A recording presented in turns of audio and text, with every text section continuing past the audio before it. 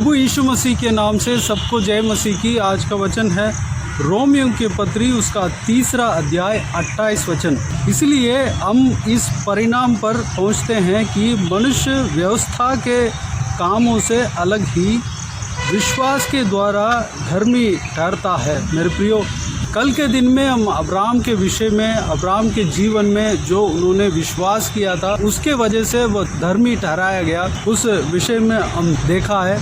आज के दिन में भी उसी का कंटिन्यूटी हम देखेंगे। यहाँ पर कहा गया है व्यवस्था के कारण एक मनुष्य धर्मी नहीं ठहर सकता, क्योंकि एक मनुष्य धर्मी ठहरने के लिए उसका जो सोच विचार से वह स्वयं व्यवस्था को पालन करके पूरी तरह धर्मी नहीं ठहर सकता। कहीं कहीं कमी रह जाती है। परमेश्वर का वचन कहता है कोई भी इस संसार में, इस दुनिया में पवित्र नहीं है, सबने पाप किया। और हम अक्सर देखते हैं हर रोज कुछ ना कुछ मिस्टेक हमारा जाने अनजाने से हमारे से हो जाता है। हमारा मन में कुछ पाप कर जाते हैं, हम ना चाहते हुए भी हम परमेश्वर के व्यवस्था के खिलाफ हम कुछ ना कुछ कर जाते हैं। हम कंट्रोल नहीं कर पाते, लेकिन हम अपने से व्यवस्था को पालन कर कर हम धर्मी जन नहीं ठहर पाते हैं। अगर हमें धर्मी जन ठहरना है तो व्यवस्था को अगर पालन करेंगे, पूरी तरह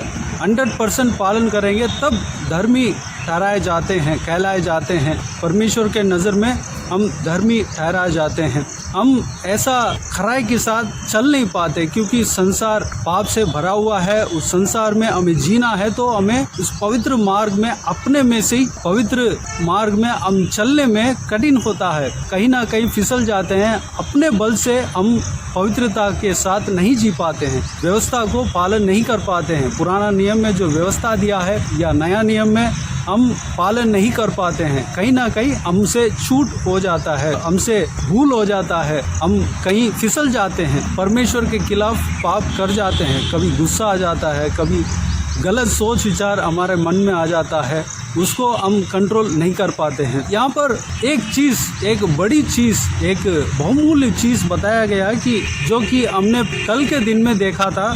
एक इंसान विश्वास के द्वारा धर्मी जन ठहराया जाता है। एक तो कर्म के द्वारा, दूसरा विश्वास के द्वारा। जो परमेश्वर प्रभु यीशु मसीह के ऊपर विश्वास करने के द्वारा हम धर्मी जन कहलाए जाते हैं, ठहराए जाते हैं। विश्वास के द्वारा हम धर्मी जन ठहराए जाते हैं। कल के दिन में हमने अब्राहम के विषय में देखा। अब्राहम परमेश्वर के दास था। अब्राहम को परमेश्वर ने वाचा दिया, वचन दिया, प्रतिज्ञा दिया। उस प्रतिज्ञा के ऊपर विश्वास रखा।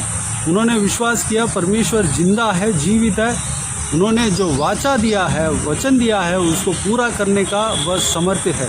इस बात को उन्होंने विश्वास किया, वह धर्मी जन गिना गया, वह धर्मी ठहराया गया। उस प्रतिज्ञा के ऊपर, उस वचन के ऊपर जो परमेश्वर के मुंह से निकला, उस वचन के ऊपर विश्वास रखा। इसके वजह से वह धर्मी जन ठहराया गया। हमारे जीवन में हम परमेश्वर के वचन के ऊपर जब हम विश्वास रखते हैं, वह विश्वास हमें धर्म के मार्ग में ले जाता है, हमें धर्मी जन ठहराता है। इसलिए हमें परमेश्वर के वचन को अधिक से अधिक पढ़ना और परमेश्वर के मुंह से निकले हुए बात जो इसमें लिखा हुआ है उसको हमको मनन करना ज़रूरत है और उस पर विश्वास रखना ज़रूरत है। उसके अनुसार हमें पालन करने के लिए परमेश्वर हमें मदद करेगा। रोमियो की पत्री उसका 8 अध्याय में कहा हुआ है कि शारीरिक रीति से नहीं बल्कि आत्मिक रीति से जो जन जाता है वह धर्मी यानी कि स्वर्ग राज्य में प्रवेश कर सकता है। उनके लिए दंड की आज्ञा नहीं है। जब हम शारीरिक के तौर पे अगर हम रहते हैं, शारीरिक के हिसाब से हम चलते हैं, हमारा दिमाग को सुनते हैं, हमारा शरीर के डिमांड को सुनते हैं, तो हम परमेश्वर के खिलाफ जाने का खतरा रहता है। हम अपने में से परमेश्वर के व्यवस्था को पूरी तरह पालन नहीं कर सकते। अगर हम आत्मा के अनुसार जब हम चलते हैं, परमेश्वर के आत्मा के अनुसार जब हम चलते हैं, परमेश्वर के आत्मा के मदद से हम जब चलते हैं, तो हम धर्मी जन ठहराए जाते हैं। हम अनंत जीवन में आसानी से प्रवेश हो सकता है। हम इस पाप के संसार में, पाप से भरे हुए इस संसार में हमें धर्म के मार्ग में हम चल सकते हैं। परमेश्वर के बाता हुआ काम को हम कर सकते हैं। क्योंकि परमेश्वर के आत्मा हमें सही रीति से चलाने के लिए परमेश्वर ने हमें दिया है। परमेश्वर के आत्मा हमें सही रास्ते पर चलाता है, न्याय और अन्याय को हमें बताता है, क्या करना है क्या नहीं करना है उसको हमें बताता है। परमेश्वर प्रभु यीशु ने इस प्रकार कहा है, यूहन्ना रचित सुसमाचार उसका 16 अध्याय 13 वचन में, परंतु जब वह अर्थात सत्य का आत्मा आएगा तो तुम्हें सब सत्य का मार्ग बताएगा, क्योंकि वह अपनी ओर से न कहेगा परंतु जो कुछ सुनेगा वही कहेगा और आने वाली बातें तुम्हें बताएगा।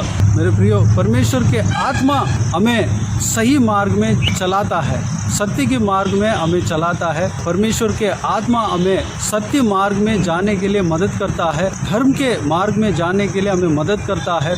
हम शरीर के ना सुने, जो हमारा दिमाग के हिसाब से हम अपने आप से कंट्रोल नहीं कर सकते हैं। परमेश्वर के आत्मा के सहायता के अनुसार हम धर्मी जन ठहर सकते हैं, विश्वास के द्वारा हम धर्मी जन ठहर सकते हैं। परमेश्वर के आत्मा हमें क्या करना है वह हमें सिखाएगा, वह हमें बताएगा। हमें परमेश्वर के आत्मा का सहायता हमें ज़रूरी है। अगर हम पवित्र ज़िंदगी जीना है, हम धर्मी जन ठहरना है, तो परमेश्वर के आत्मा का सहायता हमें ज़रूरी है। प्रभु यीशु इस प्रकार कहते हैं, यूहन्ना रचित सुसमाचार उसका 3 अध्याय 5 वचन में, यीशु ने उत्तर दिया, मैं तुझसे सच सच कहता हूँ, जब तक कोई मनुष्य जल और आत्मा से न जन्मे तो वह परमेश्वर के राज्य में प्रवेश नहीं कर सकता।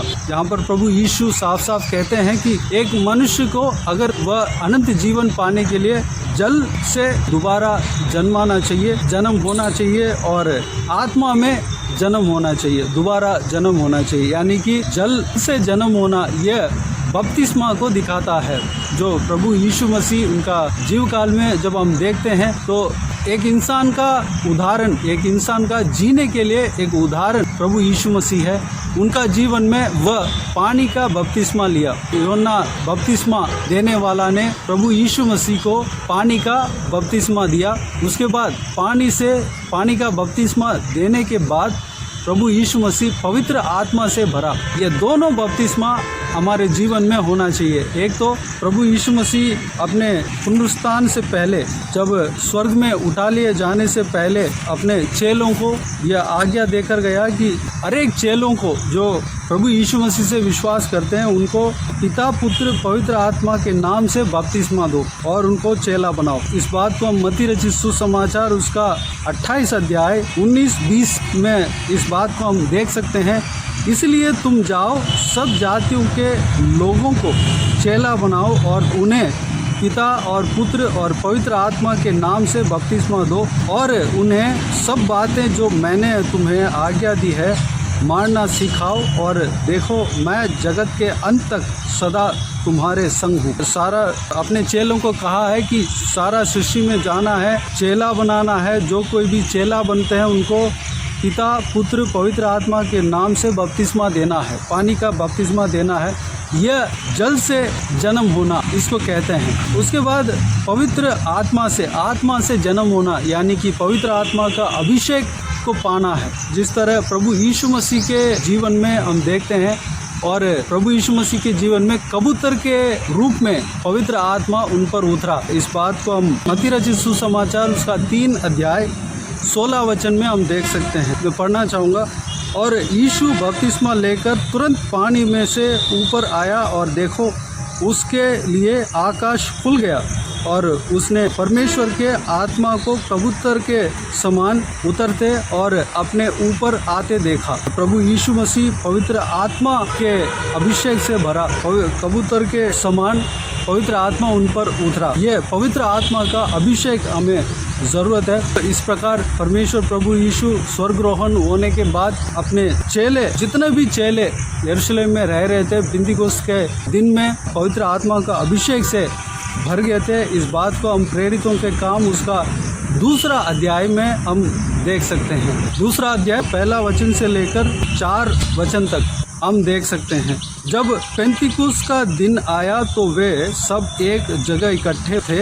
एकाएक आकाश से बड़ी आंधी की सी सनसनाहट का शब्द हुआ और उससे सारा घर जहाँ वे बैठे थे गूंज गया और उन्हें आग की सी जीवें फटती हुई दिखाई दी और उनमें से हर एक पर आ ठहरी।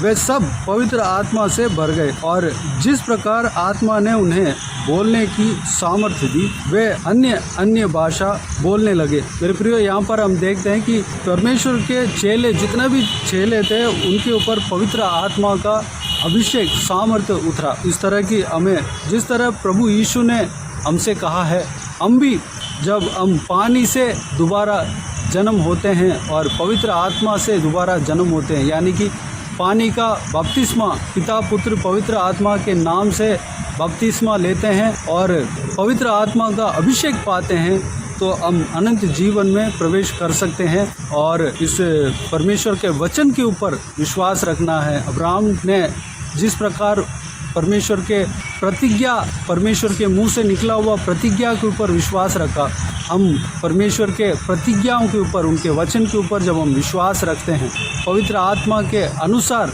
चलाए हुए मार्ग के अनुसार जब हम चलते हैं, हम धर्मी जन ठहराए जाते हैं। मेरे प्रियो, जो कुछ भी हमने आज के दिन में देखा है, सारे बातों में हम चलने के लिए, उनके वचन के अनुसार हम चलने के लिए, अगर बपतिस्मा नहीं लिया है, पानी का बपतिस्मा नहीं लिया है, पानी का बपतिस्मा लेने के लिए, पवित्र आत्मा का बपतिस्मा पाने के लिए अपने आप को परमेश्वर के हाथों में समर्पित करें।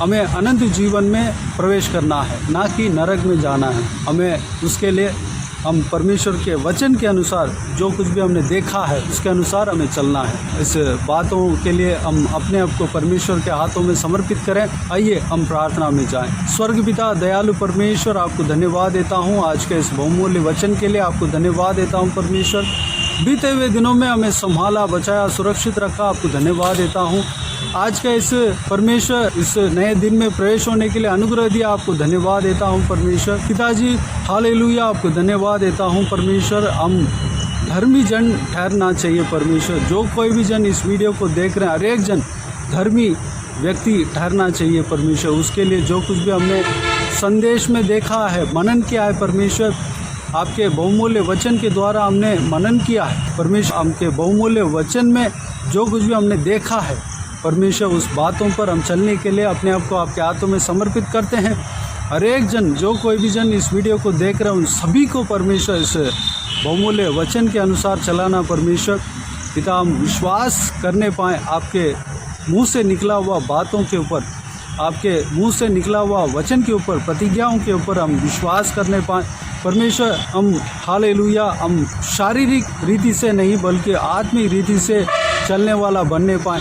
हम परमेश्वर अनंत जीवन में प्रवेश होने के लिए जल से और आत्मा से जन्माया जाने पाए परमेश्वर, अनुग्रह देना। हम पिता पुत्र पवित्र आत्मा के नाम से बपतिस्मा लेने पाएँ और पवित्र आत्मा का अभिषेक से हम भरने पाएँ, आपकी सामर्थ से भरने पाएँ। जिस तरह प्रभु यीशु के आपके जीवन में पिता पवित्र आत्मा का सामर्थ्य उतरा परमेश्वर, और प्रेरितों के जीवन में हमने देखा कि बेंतकुस्त के समय में जो पवित्र आत्मा का सामर्थ्य उन पर उतरा, हमारे अंदर भी परमेश्वर पवित्र आत्मा का अभिषेक उतरने पाए परमेश्वर, अनुग्रह देना पिता। पवित्र आत्मा के चलाए हुए मार्ग के अनुसार हम चलने पाएँ, अनुग्रह देना। इस बातों के लिए अपने आप को आपके हाथों में सौंपते हैं पिता। हम जब पवित्र आत्मा का अभिषेक पाते हैं, पवित्र आत्मा हमें सही मार्ग में, सत्य के मार्ग में हमें चलाएंगे, हमसे बातें करेंगे परमेश्वर। हम क्या करना चाहिए उस बात को हमें बताएंगे परमेश्वर। आपको धन्यवाद देता हूँ परमेश्वर। हमें ज्ञान की आत्मा, बुद्धि की आत्मा, सब कुछ हमें उस आपके आत्मा के द्वारा हमें मिलेगा परमेश्वर। पाप से भरे हुए संसार में किस तरह हम पवित्र जिंदगी जीना है, उस परमेश्वर उस समझ को हमारे अंदर देंगे। आपको धन्यवाद देता हूँ परमेश्वर। उस पवित्र मार्ग में हम चलाएंगे। आपको धन्यवाद देता हूँ परमेश्वर। इसी तरह परमेश्वर सभी को आशीष देना, सारा व्यूअर्स को इसी तरह आशीष देना, संभालना, सबका जीवन में आप कार्य करना, हर एक का जीवन में कार्य करना, सभी को आशीष देना पिता। आपके हाथ हमेशा हर एक जन के ऊपर बने रहने पाए, किसी को भी कोई भी कमी घटी ना होने देना, भरपूर आशीष देना पिता। जो कुछ भी स्ट्रगल, जो कुछ भी परमेश्वर कोशिश किसी भी काम में जो हो रहा है परमेश्वर, हर एक काम को आपके हाथ में सौंपते हैं। सारा कामों में सफलता देना परमेश्वर। किसी भी कोई भी तकलीफ़ किसी को भी जीवन में नहीं होने देना, सारा तकलीफ़ को दूर करना। उन्हें परमेश्वर कमज़ोरी दुर्बलता को दूर करना, बल सामर्थ से भरना, सभी को आशीष देना, संभालना, हर एक जन के ऊपर आपके हाथ हमेशा बने रहने पाए, सुरक्षित रखना, उनके संग रहना, जहाँ कहीं भी जाते हैं आते हैं सबको सबके संग रहना, सुरक्षित रखना पिता। बाकी सारे बातों को आपके हाथों में सौंपते हैं। सारा जलाल आदर महिमा आपको मिलते रहें। सारा दुआ प्रार्थना को प्रभु यीशु मसीह के नाम से मांगते हैं, सुन और ग्रहण कर। आमीन आमीन। प्रभु यीशु मसीह के नाम से प्रभु यीशु मसीह का आशीष और अनुग्रह हम सभी के ऊपर बने रहें। आमीन आमीन। मेरे प्रियो, इस चैनल को सब्सक्राइब करें और शेयर करें। अगर किसी को भी प्रार्थना का विषय हो तो डिस्क्रिप्शन में दिए हुए नंबर पर कॉल करके प्रार्थना करा सकते हैं। हम आपके लिए प्रार्थना करेंगे। आप अपने व्यक्तिगत प्रार्थना में हमारे लिए प्रार्थना कीजिए। इस सेवकाई के लिए, इस सेवकाई में जुड़े हुए हर एक जन के लिए, हर एक का आत्मिक उन्नति के लिए, तरक्की के लिए, आत्मिक आशीष के लिए, संसारिक आशीष के लिए, पारिवारिक आशीष के लिए प्रार्थना कीजिए।